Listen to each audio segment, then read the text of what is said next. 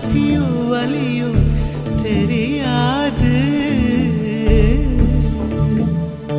உன்னை மட்டும் சுமந்து நடந்தால் உயரம் தூரம் தெரியாது. உன்னை மட்டும் சுமந்து நடந்தால் உயரம் தூரம் தெரியாது. உன்மேல் வந்தொரு பூ விழுந்தால் என்னால் தாங்க முடியாது. கையில் மிதக்கும் கனவானி, கை கால் முளைத்த காற்றானி, கையில்